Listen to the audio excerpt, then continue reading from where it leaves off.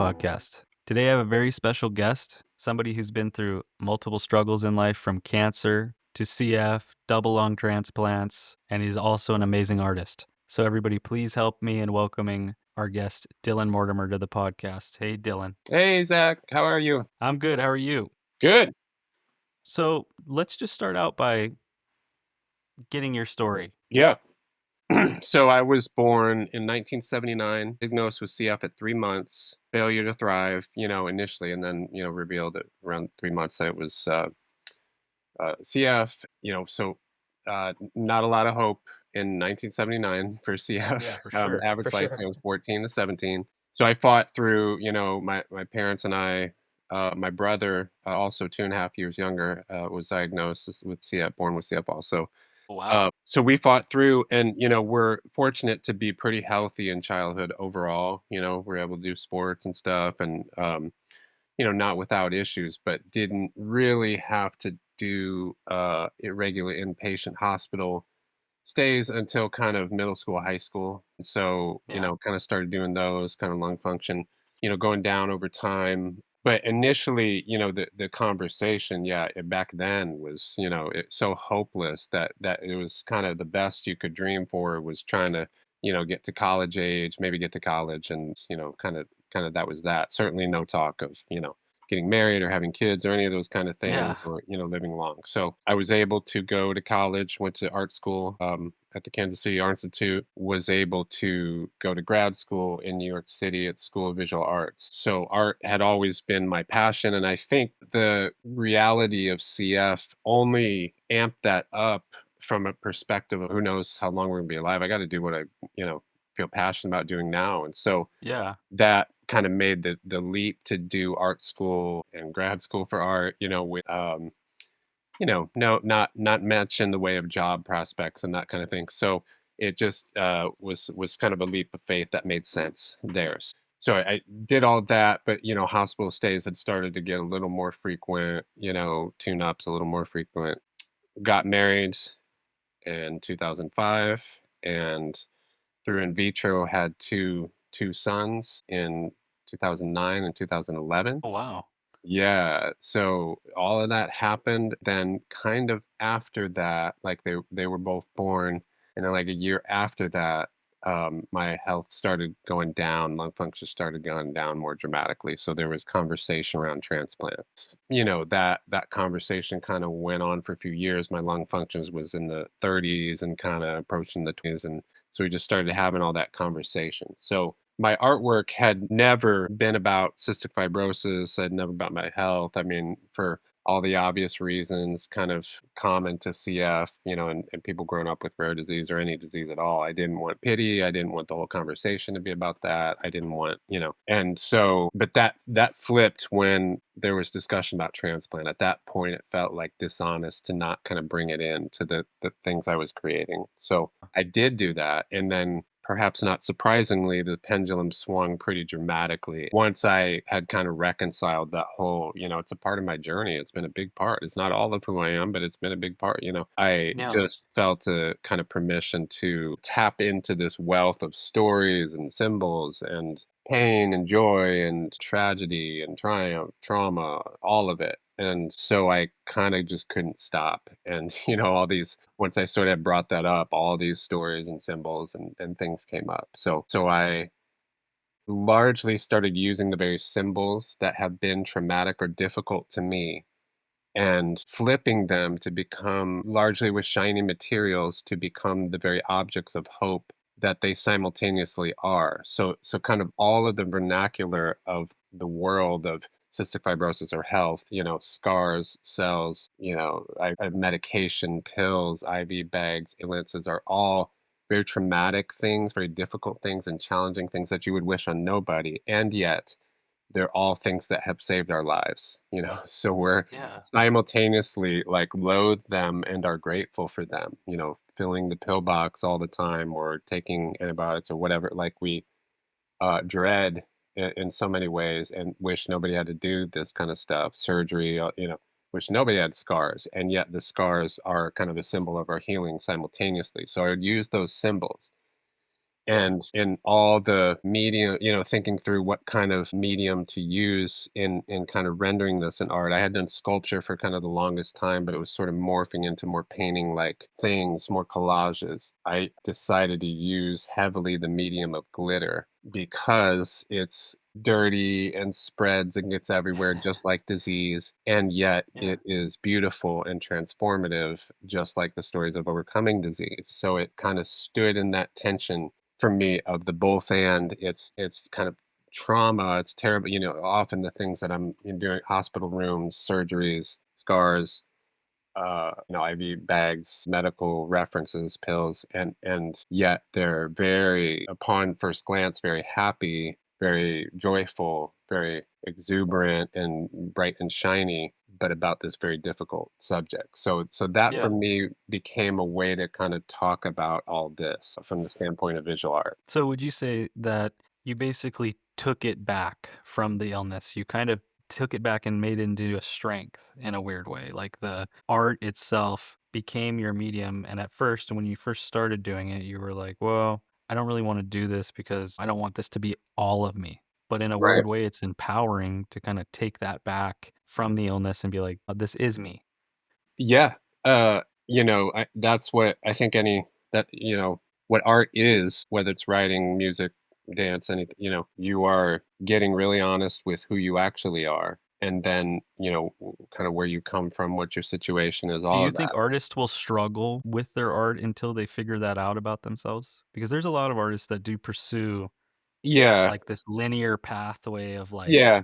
"Well, this I is mean, what I wanna everybody's make, and that's different. it." Yeah, I mean, that's what the beauty of its subjectivity is, that everybody, for some, it's about abstract painting, and they don't want, no reference, no literal reference to emotion or per se, or Yeah, memories or life events or cultural thing, And for some people, it's everything that they can get their hands on, or it's referencing pop culture thing. I mean, it's all of the above. I mean, it's just so different for everybody. But to your question, I do think the stronger the art is, the more we kind of know ourselves, in the sense of, like, we've asked very difficult questions, and we're challenging ourselves, and we're humble and vulnerable. I think yeah, that's one of the biggest words in art that there is kind of like like, how vulnerable is this? Without the vulnerability, it starts to feel like a marketing, like a, you know, um, an ad or a designed kind of thing. So the vulnerability is, again, the humility. Like, there's lots we don't know, and when there's lots I don't know, and there's things I don't, I know myself as best I can, but I'm also admitting that I have questions, I have doubts, I have fears, yeah, I have hopes, I have desires, I have beliefs, but I also, have despair and joy, and all of that is kind of happening. It's the human experience. yeah, So the art that we love tends to kind of tap into that, again, that tension between it's kind of the seeming dichotomy of our existence. yeah. So yeah, That's kind of the fine line I've been trying to walk with the podcast because yeah, I think as I'm getting older, I'm starting to, like, at least attempt to learn how to be vulnerable because I think yeah. when you're a CF or when you're dealing with a chronic illness or struggle like that, it's very easy to wall yourself off from the rest of the It world. is very easy to do that. Yeah, Yeah. And then you can't I've struggled with that in this podcast because, I don't want things to sound mechanical and like you yeah, just said, feel like a big corporate thing, I want it to feel like me, and, yeah. I'm trying to figure out who me is at this Sure, point in my life, you know? sure. Yeah, that's real. Yeah, I mean, we're all on the kind of a journey of that, and When did you it's figure out when did you, like, really start having ease on that, like, ability to explore your vulnerability like that? yeah, yeah, that's interesting to think about. Before, the artwork I was making had very much to do with faith and prayer and these kind of things, and so I did consider that was vulnerable, especially in, like, I grew up a pastor's kid, right? And so, like, Yeah. I'm just in this environment, and everybody I know is a Christian and all this stuff, and then I go to art school, and where almost nobody is a Christian. Yeah. There's this, like, stark contrast, and I loved that. I mean, I really loved it, But the only thing was that I didn't just sort of drop my faith there, and that was very curious to most of the people I went to school Very with, 'cause they're like, rare. "Oh, yeah, Yeah. we all kinda dropped that a long time ago. Why would you still have" you know? So, Yeah. initially, there was, like, some resistance to that, but over time, I think people, respected it and kinda respect each other, and, just a lot of that was just the college environment. Everybody's kinda amped up, questioning everything, and so over time, then to me, I felt I was being very vulnerable to kind of confess that faith and kind of display it very outwardly. But Yeah. I realized that in itself sort of got trapped in people's heads a little bit, in their mind a little bit, kind of kept it in an academic space, like a discussion about prayer, spirituality, rather than when I started to incorporate my health, it became a little more tangible because now we're talking about my own faith and my own doubt and my own struggle and my own joys and all that stuff. So back to vulnerability, that, just kind of buys you some, kind of respect and intrigue with, viewers or participants in the art that you're creating. Yeah. So it kind of draws people into, because again, they connect their own, the fact that they don't have all the answers and that they have questions, that they aren't sure about some things and that they have struggles. So I think it's just real, especially in the age of like all this kind of fakeness. It's like Yeah. why is AI art so bad? Like part of that is like because how would it know to be vulnerable? Like Yeah. it's For not sure. all we get currently of mostly of AI art, unless it's kind of a human directed kind of, there's something there. But if it's just art generated on its own, it's just like thinking about what art is supposed to look like and Yeah. not kind of mining the human experience, which that's what humans enjoy about art so much. So, Yeah, for sure. um, Yeah, I think the emotional aspect is definitely missing. And I don't think that I'm not sure if AI could ever even actually capture that one day. Would be pretty weird I if it don't know. could. I mean, I'm But I'm sure it will try to, to get to iRobot or something, yeah. one day. But Yeah, I mean, but yeah, that's among the many beautiful things of art is how can something that is not human, like I'm sure it can do a pseudo version of it, and try to but that's that kind of I mean it kind of that's makes what it we love cold. about art, you know what I mean? Like what Yeah. AI loves about art would be something different maybe, but it's Yeah, for sure. um but yeah, that's what we connect as humans is to the human part of it, Yeah. so yeah, so the stuff before I think I made like prayer booths that in public you could pray in public, and it caused all this sort of controversy. And I mean, it was great. I really enjoyed it. It got all kinds of press and all kinds of crazy stuff happened. But with this, it's a different emotional reaction largely that I see people weeping in front of the pieces. The stories I get from people with in the CF community, the transplant community, or entirely outside of any of those communities. Everybody, if they aren't going through a health thing or haven't, they have a relative or friend who has. It's just a Yeah. very relatable, like everybody kind of gets that struggle to some degrees. Yeah, of course. So take me back to the initial lung transplant. Yep. So get me Yeah. back to So that moment. yeah, yeah, fought that off as long as I could, and the kind of the biggest crisis I think for me was that I had just, we just have these little kids now, and we're talking about lung transplant. I mean, it was quite just a psychological, mental kind of adjustment, emotional adjustment when it became clear like Yeah. this is a reality here.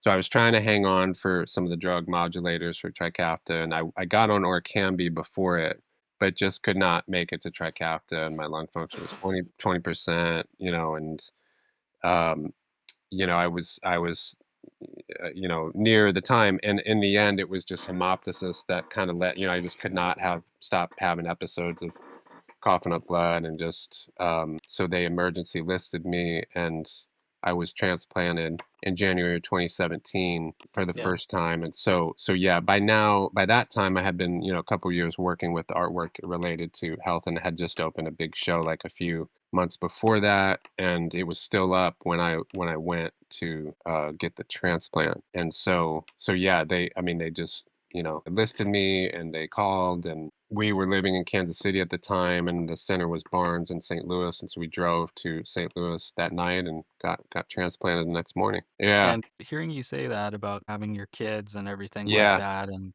Do you think Yeah. that also, like, pushed you to do it? As it is scary to do something like that at that Uh, moment, but yeah. also help you pull through it, kind of help you pursue it, Yeah. It's I scary. I did have some people help me see it that way. I mean, of course, I thought about that, like, well, hey, wouldn't it be good to, have just kinda good health when your kids are, like, Yeah, at bike riding age and all that, But I think given the kinda CF outlook, all I could think about when people talked about transplant is that kind of another ticking kinda time bomb to like, once you start that, you're expected to make it another the average is 5 years or yeah, maybe 10 years or whatever, like, that's what was in my mind. So in my mind, I'm just like, "I gotta hold this off as long as I can to try to live longer for them." But I was pretty yeah, miserable, and pretty just like barely hanging on, trying to, carry up 2 kids in car seats upstairs, on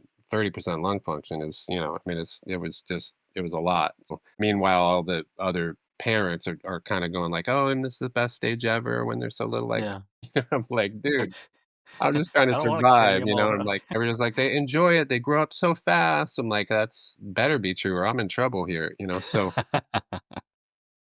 So, yeah, that was a heavy weight, and then going through that first transplant, they like, again, they were in Kansas City, and I was in St. Louis, so they came a couple times, and when I progressed in the rehab enough, I was able to kinda come back on the weekends, so but I was largely there for 3 months, um in St. Louis, which now in hindsight, I'm like, that's ridiculous. I could have just rehab from home, but nevertheless. So yeah, all of that was tough, but we got through it. And then, I started feeling great after that and felt the best I had ever felt in my life. And, my lung function went up to like 105, I think, at Whoa. the highest. And so 109 maybe, and so I just was able to start running and doing stuff I never really could have done before. So that was amazing, and yeah, it's teaching my kids to ride bikes and climbing mountains with them, and running. Yeah, yeah, it was. I had never felt that great. Yeah, you're really an interesting case because I think you're the first CFer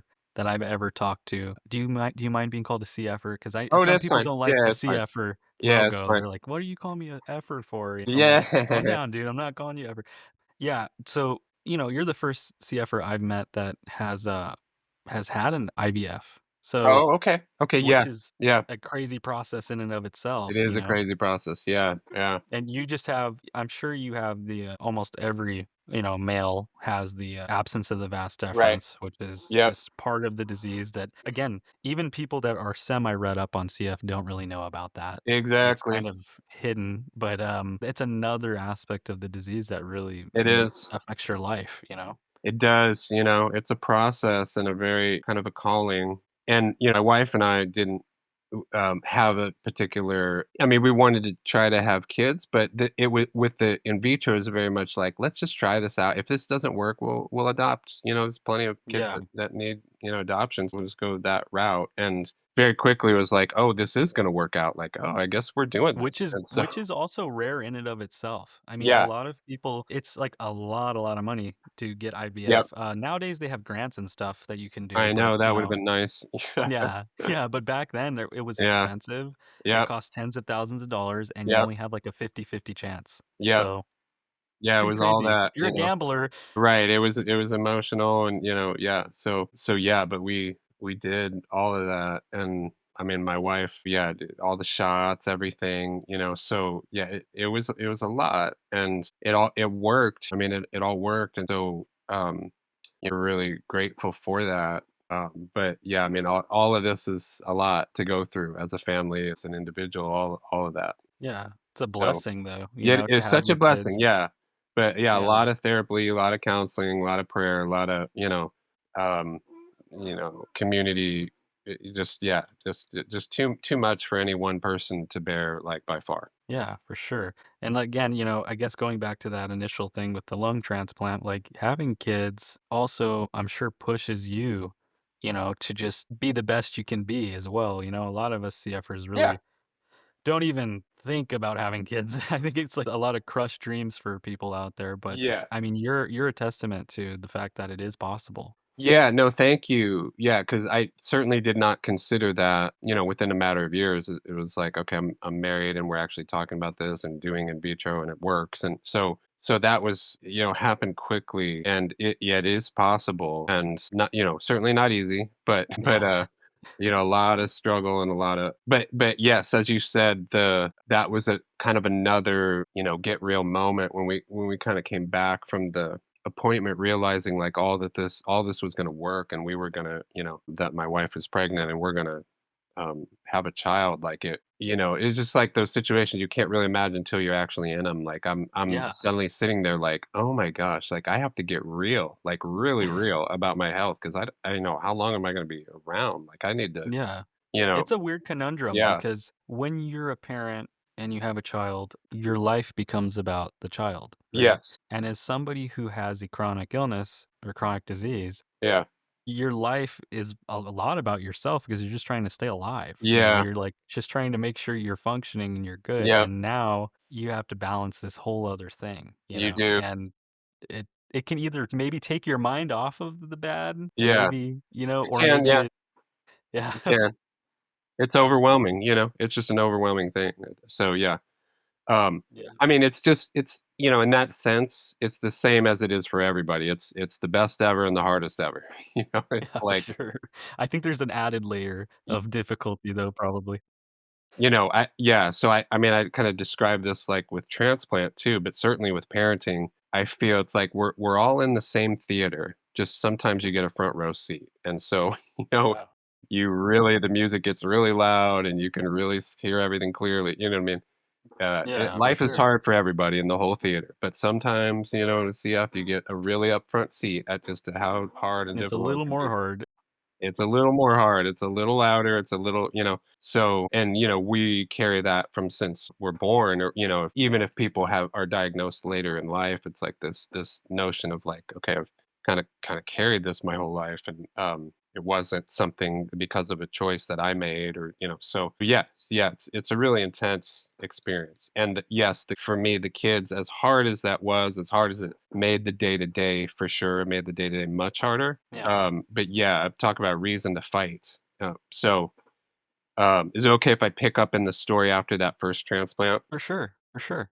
Just because that kind of flows into, kind of what we were just talking about next. So I'm there with the kids. We were feeling great after that first transplant. We traveled a little bit, but just went, you know what, we can move back to New York now. And we had kind of always wanted we had been in New York with our kids, but we were living in Kansas City at the moment. And we moved back to New York. And everybody, we're all excited about this and everything, get our kids into school there and everything. But just before we moved, they find some rejection in my Mm, lungs and my lung function started to go down. So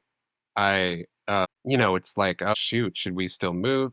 But we went ahead and moved because we're like, this could mean a number of things. It could be, they can treat it and they try to do some treatments and this and that. And so we move and we get there and the lung function is just going down and down. And so we're kind of getting acclimated in New York City. This was in the summer and we're getting our kids in school and all this stuff. I have my first doctor's appointment there, back. Kind of the lung function had gone down further and the thought is like you're probably looking at a second lung transplant, because the way it was going down and they're kind of throwing all this different stuff and they tried a few more treatments, but it wasn't working. And so that was pretty heavy. And, we're contending with all that. And my lung function is going down by the day. So it went from like 95% in June to 10% in November. Yeah. So from I could run 4 or 5 miles to I can't get up a flight of stairs. And we're living in New York City where sheesh. it's stairs everywhere. So Yeah, it's Stair just City. trying to get to the appointment was a nightmare. I mean, especially as the weather started getting colder and I'm just trying to navigate, I'm trying to get on the subway. There was an hour and 10 subway ride to get to Columbia Hospital where we were in Brooklyn. And I mean, it was just a nightmare. So I'm just trying to really Yeah. calculate, can I walk? It was like 3 blocks to get to the subway. And can I, and as the wind is getting colder and I'm just kind of 10% lung function is like suffocating to try to and different from, the way it was with low lung function and CF, like, so I didn't feel sick in general, but it was yeah, it was antibody issues that had the donor lungs had antibodies that I didn't have, and so it just caused Oh, my wow. airways to get really constricted, so I didn't feel bad generally, but when I moved, it felt like I was gonna die. So, like, if I was moving just to the door, certainly up a flight of stairs, I had to kinda go 1 or maybe 2 steps and just recover and take some time. So trying to do that in New York City traffic was, interesting at first because without any visual signifier, people were just kinda pushing me over and like, "What's your problem?" And, Yeah, they don't care. move around me, yeah. So I would, yeah, I'd get back home and kind of wait for the crowd to go by, and then I'd try to kind of make up the steps, but then the next train would already be coming, and the next crowd would be coming. I mean, it was just tough. Yeah. So in the end, I started wearing oxygen, and it was more with the visual signifier. People were kind of opening doors and kind of letting me, take my time and everything. But all that to say, so they listed me again, but they were like, "We've listed you, but because of the antibodies you have, we're screening out 71% of potential matches to you. So in other words, like Wow. you will never be transplanted here. Like there's no you're low on the list in addition to all that because you're, in the hospital, not on ECMO. I mean, you have to get a lot sicker to get higher on the list, which is its own whole issue, but nevertheless. And you're screening out so much. So they're like, you got to get to Duke in North Carolina. That's your only way. And so we had set up an evaluation with Duke to see if they would take me. So this is 2019, January 2019, I was listed again. But we had that appointment at Duke. So, I'm on the list and just, in case some miracle happens in New York. But the real idea was to go to Duke. And with Duke, you have to relocate a minimum of a year. Like, you kind of have to live there. So we were Yeah. looking at houses and looking at schools and all this. I mean, it was just a lot. So we're there, and this woman calls out of the blue, who I had never met before, but followed me on Instagram and knew my story. And her cousin had passed away, and the family talked, and they wanted to donate his lungs to me. So I said, "Yeah, that's amazing. That's really sweet. Thanks for thinking of me. I'm so sorry for your loss. That's not how this works. There's a protocol and a list, and there's kind of a way these stuff is done." And so, I just thought she's really sweet, but just doesn't know how this is done. So she's like, "Okay." And so we hung up, and I didn't tell my wife, I didn't tell my kids. I didn't, never once in my mind was like, did I think, what if this is actual thing? The next day, my doctor calls and said, "This woman called and she has lungs for you." And I go, "First of all, that's something you can do. That's possible to call, just donate somebody to say who you want to donate to." And she's like, "I never heard of it before, the doctor, but yes, that's apparently possible." And I'm like, and Wow. it's a match to me. And long story short, the lungs did have a couple of the antibodies they were trying to screen, but not the main ones. So my wife and I's initial reaction was like, "Well, we can't do that. I mean, it's gonna be the same problem." She's like, "Well, hang on, because we've all talked here in New York and we've consulted with St. Louis where the first transplant was. We all concur you should have these lungs." And I'm like, "Why?" And she goes, "Well, first off, we don't know that you get another chance, one. And then two, she basically goes like, we have some research around retransplanted lungs, but not a lot. There's just not a lot of research on it." So she says, "We have some ideas of what we think will work, but we don't really know." Thank you for that confidence. So Guinea pig over here. right. So I'm like, "All right, well, do we have some time to decide?" And she's like, "Well, yeah, you have about a half an hour." And Oh my gosh. so, yeah, I'm like, "Okay." So we hang up and we're, talking and texted a few people and praying, and, it just felt like there's still so many steps in the process that if it's not meant to be, that would get revealed. But he Yeah. was kind of this, and the doctor was excited, like giddy about these, like, this is as much of a clone to your lungs as I think we're gonna find. And so we just, kind of took the leap to do it. And so they flew a doctor out to New York. Lee Summit, Missouri is where the lungs were. And they look good. And he flew back with them. And they're, calling and telling me all this, like, "Okay, no, you got to be up at the hospital by 1 in the morning. We'll know by 5 if it's a go." So all that happened. I was there at 1 and, kind of just there in a little room by myself until 4:45. They call back and say the lungs are here and they look good. We're taking it back right now. And I'm calling my Wow. wife and, like, "Go ahead and come on up," and, call my parents, like, "Get a flight out here." And within 7 minutes I was out. And so, they do 7 hours of surgery. It all goes well. And I wake up and, it's like all these, eventually all these surgeons are coming through and just going like, You're doing great. Now, what how did this happen? Instagram? Like, what how did this transpire?"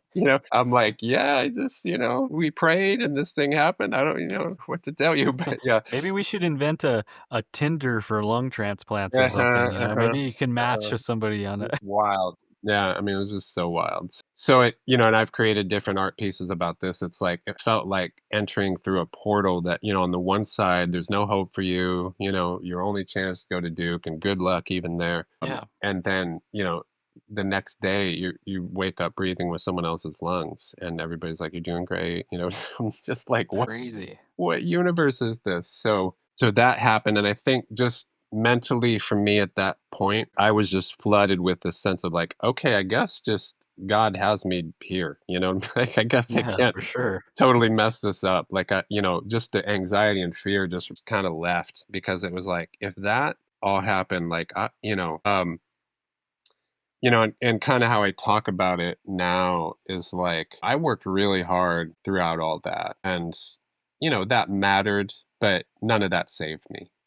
It was the two gracious gifts of my donors that the work of the doctors, the faith and prayer of my friends, the, compliance, all of that did for me what I could not do for myself. Ultimately, I can't give myself lungs. Yeah, for I worked sure. really hard and did my part, but that in itself wasn't. So, the Well, do you think that, your hard work in a weird way did also kind of bring you to that point? Because maybe if you weren't the artist you were or how mm, great you were, you mm. might not have gotten the follower and then the follower, you know what Yeah, I mean? It's it's kind of a it's weird possible. karma chain, you know? It could be, I mean, who are we to say that we know how all this stuff works, Yeah. I like but to I imagine it though as like a yeah, weird karmic chain of, like yeah, y- it could be. I checks and just know balances. that, I said yes, like I accepted, Yeah. and it was not easy to accept it, but I did accept it, you know? Yeah, for sure. I accepted that I which can't I could imagine that not. phone call. I can't Yeah, imagine the right, message or the would she right. messaged you or called you on the phone? Right. So I Yeah, talk about it that's like crazy. that because it's like, they did nobody gave you don't have to pass test of like morality or like nobody looks at your resume and have you done enough good in the world and all that. It's just do Yeah, you want to receive this gift or not? And some people say no, but when you say yes, and again, yeah, it's not easy to say yes, but that's the gift, and then live and yeah, work out this whole breathing from out of the grace of this gift. So it is with everybody, really. I feel because whether people have gotten an organ donation or not, nobody earns breathing. It's a gift that we no, are all it's given. not. Yeah, There's nobody God-given that like, gift, wow, you yeah. worked really hard to earn all this breathing. It was given to you. And then because of that, you can do a bunch of stuff. You can try to pour in positively to the world as best you can, or you do whatever mission you feel called to do. And but that is an outflow of the gift that's already been given to us, which is life itself and breathing. And that's not something that's earned or deserved or a ladder climb to get it. That's just a Yeah, blessing that, yeah. So that in that sense, every breath really is a gift. yeah, of course. And so you also had a battle with cancer, right? So skin When cancer, about this? yeah. And that's, still sort of ongoing, hopefully resolved soon here. But Yeah, because of immunosuppressants, the drugs you take kind of after transplant to keep your body from fighting the lungs, it lowers your immune system everywhere. So there's a variety of issues. And for me, as is not uncommon, but does happen to some transplant patients, just the skin kind of wears down and the sun exposure, whatever that combination has just led to a few spots that just need to get some cancer cut out. And so now I'm starting to kind of up my total to like 10 or 12 spots have been cut out. wow. So yeah, the verbiage they'll often use with transplant centers is like you're trading diseases, kind of you're dealing with different thing. I think that's everything too. I think that's, Yeah, the it it modulators and affects all of everything. that stuff. Yeah. Yeah, Yeah, but I will say, that's the challenging part. There's definitely been challenges. Obviously, among my challenges is being transplanted again. But, I just finished the New York City Marathon this November. wow. You know what I mean? Like, which was very important to me to do if I was going to do a marathon, do it there because I'm like running around all the places I could barely walk and barely get upstairs. And so it was this sort of testimony of like, wow, look at this transition from I can't get up these stairs. I'm gonna run around this city, the very city where I was transplanted and given life again. So that, I mean, Yeah. the joy of that, I would not have known, I could never have imagined what it would feel like to feel this well. I Yeah. could never have, so, there's a scripture I really like in Psalms, the Psalms kind of poetry stuff, that Psalm 100 is better, better is one day in your courts than 1,000 elsewhere. Basically, like better is one day living like in the fullness of life than a million sort of compromised, like Of to course. get to one day with like no health drama and breathing fully and just kind of so I It's a just could blessing. not have imagined that before transplant. I was just too scared about like, yeah, I might feel better for a moment, but I'm just, starting this ticking clock and whatever. We're all on a ticking clock. Everybody everywhere. There's nobody that's not ever, everybody dies and not everybody lives. So Yeah, for not everybody sure. really lives. So Yeah, that's for sure, that's for yeah. certain. Yeah. So do you think that I like to talk to the guests about the mental aspect of the disease as well. So, I mean, because I think it helps a lot of people to hear what other people's mental, like, ideology is. So Yep. what do you struggle like, what is your big struggle with mental? Do you have any? Do you feel Yeah. like you get in your own way? Do you feel like it's anxiety, it's depression? Is it all of that, you know? Yeah, I've had those things. I'm not in a super profound thing, and that they've had to be, dealt with on a medical professional level per se. But Yeah. again, a lot of counseling, a lot of therapy, and a lot of prayer, and a lot of faith is kind of really important to me and faith communities. And so there's among the things that have just really helped me in times where I had nothing in my mind that could imagine or think of a way sort of out of that, felt trapped, felt hopeless, felt, all those things. I Yeah. definitely had kind of people lifting me up, people just kind of sitting with me, contending with me, not trying to necessarily fix anything, but just being with me in the pain. Yeah. And, that in itself is just such a hopeful gesture. And so that, my family, my wife, kind of our church communities that we've been a part of, that would be uh, among the biggest things for me. Both times of both transplants, they were both about 7 hours in surgery. I had people there in the waiting room praying for all 7 hours. I mean, yeah, it was just such a beautiful. I think I feel like that's kind of how we are in general. We often have way more hope for other people than we do ourselves.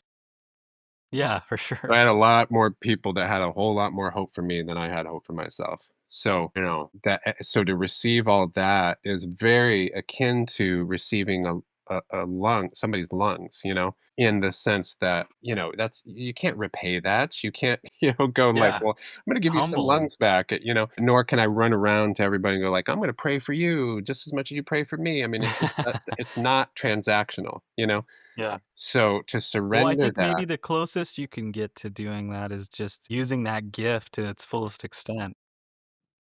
For sure, and it's sort of a pay it forward thing, just to, like, surrender the notion of transaction that you owe anything or it was and just receive it, I think Yeah. certainly in kind of Western, like, Americans have a hard time like, "I earned this," It's like, Yeah, for sure. no, you just kinda laid there You and got received it, lucky, actually, yeah. yeah, and receiving again is not easy. It can be some of the hardest things that we do to receive again that which we can't just do on our own totally. So in doing that, then, speaking to kind of what you mentioned, the, pouring out and giving back to others, giving to others, you can only really give what you've received, Yeah, like and you can't give somebody something you don't have, so yeah. the more grace, the more love, the more that has been given to you that you've received, the more you have to dish out.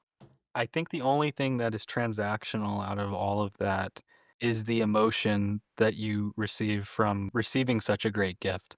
And that's the only thing you can spread back to the world. And I don't know if it really compares to getting a full set of lungs, but it does also make it even more meaningful that you can use that love that you got and spread it. Yeah, and all of this I think you can use and spread it out. You can give, in any direction you want. You know, have to I mean, when Yeah. you're feeling well and you can sort of do more and all that, yeah, absolutely, you can pour out more, but You can but turn a it's dollar into 100 pennies, and you can yeah, at that's least give right, a that's penny right. out to everybody, But you it know? but it again, it comes in the outflow of, like, yeah, what I mean, when you're compromised, struggling to breathe, just struggling to survive at all, it's a different story, and when you have received, again, new lungs, health, vibrancy, energy, you're just able to give a lot more, so it's a not surprising sort of way that it works, and the more free that you are, the more you are able to give freedom out to other people. Yeah. Um, so it's just beautiful like that. And so it's I should say simultaneously because it's not just like hey, you get transplanted and it's all great. There's not only a bunch of health challenges. There's a ton of life is life, and there's a ton of mental challenges, and there's a ton. People deal with depression, people deal with survivors, and for me, one among the hardest things is like because again, life is life. I'm just astounded at how many people, for close friends of mine and relatives and loved ones, have died since I gotten my second pair of lungs again. You know what I mean? Like, Yeah. it's just such a jarring, like, I was supposed to be the one that's dead, and it's like, now this person's gone, and this person gone, this person gone. You know what I mean? It's just this is life, right? It's Yeah, just of course. you get all of the joys, all of the pain, so many hard situations, COVID, you know what I mean? Crazy life circumstances you can never so Yeah. there's many of times you feel like I survived again for this, So So, I'd say that just from talking to you and what I know about you, some words that obviously just from this episode alone define you are, father, basically a survivor, an artist. So, if you were to use some other words to define yourself, what would those be? Yeah, great question. Yeah, so those are some key ones. Kind of the faith component, son of God, So blessed. religious, I would say, or Yeah, yeah. just, grateful and, hopeful. Yeah, I think, just like a gift, just the dignity of life to that again, hopefully everybody that has ever lived would Yeah. receive and have and know, but we know how that so many people have been robbed of that. And Yeah, for through sure. oppression, through health difficulty, through whatever the case might be, like, kind of made to feel like they were less than human, and so, Yeah. overcomer, that's just yeah, um, Virtuous, blessed, trying yeah, virtuous, yeah, I mean triumphant. yeah, yeah. I think you're all of those things, and, again, very inspiring to Thank you. me. Thank you. So if I Thank was you. to give you a word, I would say overall inspiring Oh, because you're doing a lot of things that no CFer thinks they can do, and you're doing it. I wrote a book, okay, like, that hasn't come out yet, but the whole point is that Oh, I yay. wrote it before the second transplant because I wanted it to come from the place of there's no hope for me right now, and I wanted to be a book about hope, specifically Yeah, from the vantage point of, there is no hope for me currently, and so how do you have hope when there is no reason to hope? And yeah, so at some point it'll come out here. I think we're close to the end, but just trying to figure out, the kind of the ending parts of it. But I mean the ending, not the end of the book, but the just writing is its own whole universe. So of course. but the book would be called Guts, Glitter, Glory: Finding Hope in Hopelessness. And so Yeah, it's now there's some, in hindsight, kind of on the other side. There's an epilogue to the book, but it's very much about like writing from that spot of how do I navigate every word from the doctor is there's no hope and you're not getting transplanted here and what do you do with that? And so mostly I'm writing it to the CF and transplant and rare disease community to just again be like a resource of kind of my own mining the depths of like what that was like for me, to speak from the valley again to the psalms, like where it's half of them are laments, half of them are like everything is going wrong for me, and I'm yeah, and they're very real and raw and very, God, do you even exist? Are you even there? Do you care? Do you hear anything? Is, yeah. very, I feel tormented. I feel, and then, okay, like how does hope arise out of that? So yeah. We all struggle with that too. It's very pertinent to the community and everybody in general, like you said. I've had my moments where I just look up to the sky and I go, why? Why? Why do I have to do this every day? Yeah, how would you kn I mean, Jesus did that. Everybody like, how if Yeah. how would you be human if you can't do that, you know? And I've It been would reminded by God again and again where, on 2 sides, on duality of this whole thing is like I talk to people like you, and it makes me think, "Suck it up, dude." You know what I mean? You have this person here that is just like he's going above and beyond and like using the tools he has, and he's doing great things. And then I have the other side where I'm shown people so much less fortunate than I that it causes me to to Yeah. reevaluate myself. Yeah, and that's life, you know? Both of those things are so, number 1, it's not a suffering contest, you know? Yeah. Everybody suffers, everybody, and everybody has access to joy, access to hope, access to, and everybody suffers and right, it's not we're not trying to win a contest. I think it's easy to get caught in that ideology of it just being a lateral thing, of it just Yeah, being like, yeah, well, I'm this person's sicker or this person's, and it's like right. they are sick in a different They're way, sick in a right? different way, and they have a Yeah, whole different exactly. dynamic, and, yeah, so, yeah, I mean, my situation that I just outlined, many CF patients throughout the years are going, "You have kids?" It's like it's all relative to, what we're going through, what our values are, what we want, what we feel gives us meaning and purpose, and that gets attacked in so many variety of ways that, yeah, so people will, I do get that a lot. People are like, "I'm going through some," but it's nothing like what you go, and it's like, okay, pain is pain, like what you're going Yeah, through is real, and it has nothing, it has very little to do with the amount of, suffering that we would empirically decide it to be. It's just more it's what you feel is if you feel depressed, if you feel hopeless, that's real. And let's get yeah, honest with that and get it out on the table and, be real with who you feel safe to be real about that with. And let's, talk about it and see what, yeah. hope we could arrive at. Again, not to do it in a contrived way, but just, let's mine the depths of that, not so as to trigger despair, but I think that what's very important is to harness that, like people like you, the mindset you have. I think it's very important to get that out there for people that are going through this stuff yeah. because the only way to heal this like internal, like eternal, like mental despair that people are having is to capture that mindset. It's Mhm. really the only way to do that, to capture people's mindsets that Yeah, show you a different side of the coin. right. Yeah, and again, yeah, just because 'cause we're going to these places, like, I'm gonna keep going to what the faith thing is for me more poignantly is that the idea that if there is a God, this God would know you better than you know yourself, And Yeah, so, for sure. in terms of identity, defining who am I, like, what do I need, how do I have hope that this God would have a better idea of how to what those things are. So part of it is like getting real. Here's how I feel, but now I'm going to put that to the side a little bit. What does the one that created me say that I am? Does he have hope for me? Does this one have hope for me? Then I just sort of in prayer kind of absorb that, believe Yeah. that, receive that, and then it can, because we all know we've felt things that really have very little to do with reality. You know what I mean? Like just because we feel like somebody doesn't like us doesn't mean they don't like us. So and we've thought things that are not accurate. So it's Yeah. like, okay, thoughts are important, feelings are important, they both matter, but I want to, kind of let those things not always drive the train. So, there's a great book called Freedom of Self-Forgetfulness written by Tim Keller.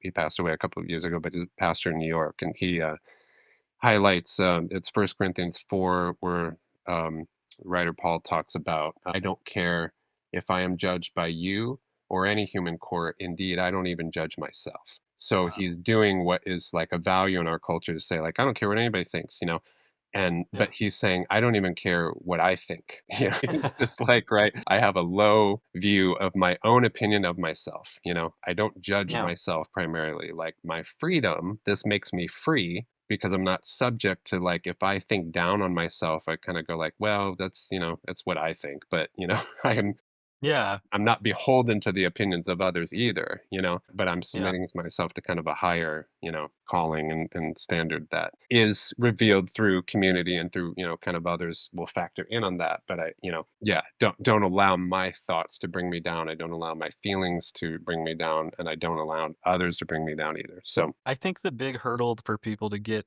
through religious barriers, and exploring that is very similar to like what you just said about, you know, thinking that people don't like us because of certain things. I think that people think God doesn't love them because they were afflicted with such a horrible thing. That's just simply not true. No. But you have to dive into that and figure out why, because it is a hard barrier. It is a hard barrier to get over It's a because hard it's hard to barrier, and if that's how explain. somebody feels, like, I get it, man. Yeah. Like, Yeah, I it's like with mean, cigarettes, they say you gotta be ready to stop smoking cigarettes, yeah, you gotta to want that, stop. yeah. Yeah. You gotta be able to open your heart up Yeah. to that Again, yeah, because how anybody feels with this disease is just totally valid. They feel depressed, if they feel, it's not that big a deal. If they feel the world is ending. I mean, that's all of that is very understandable. But again, yeah, how to not allow that to, how I'm momentarily feeling to dictate everything, what all truth is for me in my life. I mean, that's where we yeah. can get into trouble. So That's yeah, road rage in California right there. You could yeah, destroy your whole life with some of that road rage. exactly, exactly, yeah, yeah, So, well, so leaving off, I wanna ask you if you could talk to any CF or anybody going through a chronic illness right yeah. now that was going through a hard time, what would you tell them? Yeah. Yeah, thank you for asking that because I've been that person so many times. And I would say, again, you might feel alone. That's very valid. You are not. Again, just boldly, I'm kind of coming from a faith perspective because nobody is ever alone and Yeah. that you are loved more than you will ever know. And it may not Wow. feel like that, but I believe it of you. I've had others believe that of me when I did not believe it for myself. And I believe it for you. And, um, I can only just I humbly say this as a person that has faced death so many times that I believe that there is hope in any and every situation. We obviously, everybody has a number of days. You know what I mean? Like nobody lives, Yeah. right? We all have to deal with death. Yeah. But I believe that hope to be available in any and every situation.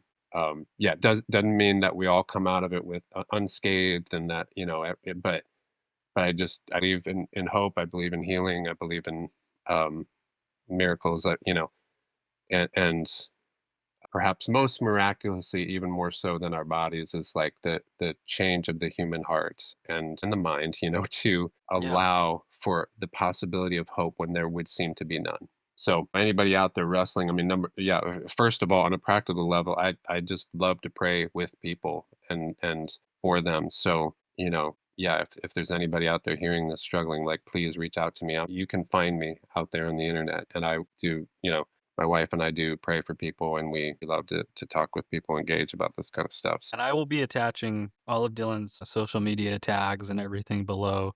So anybody listening to this can visit and check out his artwork because it's bad and it's really nice to look at on the eyes. Just add to on that because I don't think we got to it, but like since really the transplants, the artwork happens in a variety of contexts and ways, but the one of those that kind of excite me the most is placing things in hospitals, clinics, medical centers, pharmaceutical companies. Just where do people more need hope and inspiration and dignity, Yeah. and where are environments that are often undignified, not hopeful, and so depressing? Hospitals, clinics, medical centers, there's often a lot of white walls, blank walls, stock art, impersonal. And so I love to transform those kind of spaces. So I'm Yeah, if I all see about another this. picture of a river going through I'm done, dude. Right. Okay? I'm gonna freak out. Yeah. I I wanna know. see some of Dylan's art I on know. those Yeah. walls. Right. A black and white river or whatever. Yeah. I mean, there's so much drama there that, yeah, so much of that came out of like germ theory, where, which is like a good idea that, okay, we need to kind of sterile environments, but it created this like sterility in the health Well, they sector. started putting pictures up of old ladies smiling, old ladies with a smile looking into the distance, and you're like going through a medical emergency. You're like, why is this old lady smiling at me? It's just some odd choices. So I think, yeah, that now is more like legally driven than anything. It's like we don't want to offend anybody. We don't want to, but again, every patient I've ever talked to is like, look, I'm already in here dealing with major stuff, so I Yeah. might as well have some, coming from a pace, some art or thoughts or whatever, coming from a patient perspective that knows some of this and in response has created this, or just the artwork itself is just more hopeful, colorful, joyful, though contending with some real stuff. They don't want to see a bunch of fake stuff, of plasticky, Yeah. neutral stuff. They want the real. So Yeah. And Dylan's got the real. All right, Dylan. Well, it was a joy to have you on, yeah, and thank you for having me. I, I, anytime you need to come back on and tell the people about something you got going on, you have an Okay, open great. invite back to this Yeah. podcast. Thank you so So, much, Zach. all right. Thank you guys, everybody. All Thank you right. for Thanks, everybody listening. Check out listening. Dylan. Yep. All right. Keep hope alive out there.